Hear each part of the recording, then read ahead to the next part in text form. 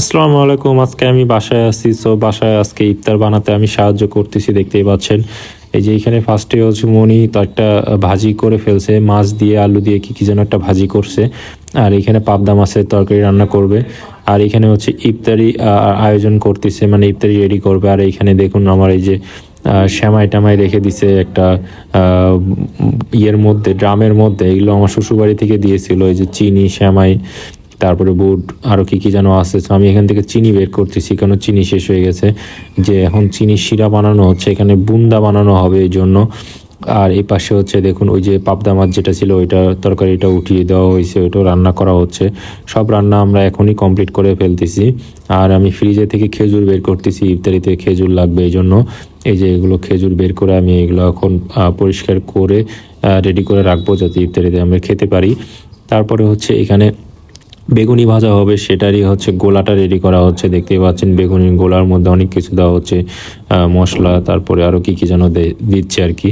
আর এই পাশে দেখুন এই যে বুন্দা ছেড়ে দিচ্ছে শিরাটার মধ্যে, এবং বুন্দা ছেড়ে দিলে বুন্দাটা হয়ে যাবে। তো আমরা কিন্তু বুন্দা প্রতিদিনই খাই এবং খুবই পছন্দের একটা খাবার আমার বুন্দা।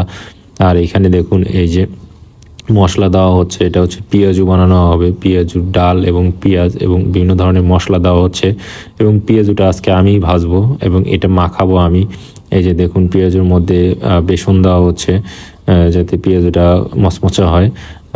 বেসন নাকি আমি সঠিক জানি না, যাই হোক আমি এটা দিচ্ছি, দিয়ে সবগুলো একসাথে করে মাখিয়ে নিব।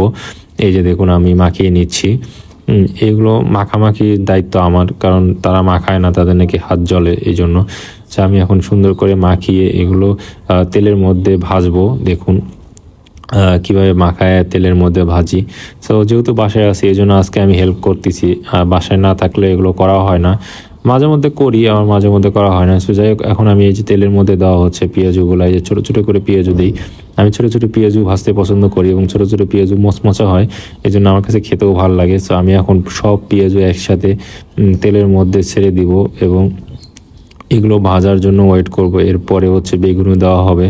দেখুন এই যে তেলের মধ্যে সবগুলো একটার পর একটা পেঁয়াজও দেওয়া হচ্ছে, এবং পেঁয়াজও খেতে আমার কাছে খুবই ভালো লাগে। সো এগুলো দেওয়ার পরে মনি এই পাশে বেগুনির জন্য সব কিছু রেডি করে নিচ্ছে। সো আজকে আমাদের ইফতারে এইটুকুই ছিল, বেগুনি, পেঁয়াজু, বুট, বুন্দা। আল্লাহ হাফেজ।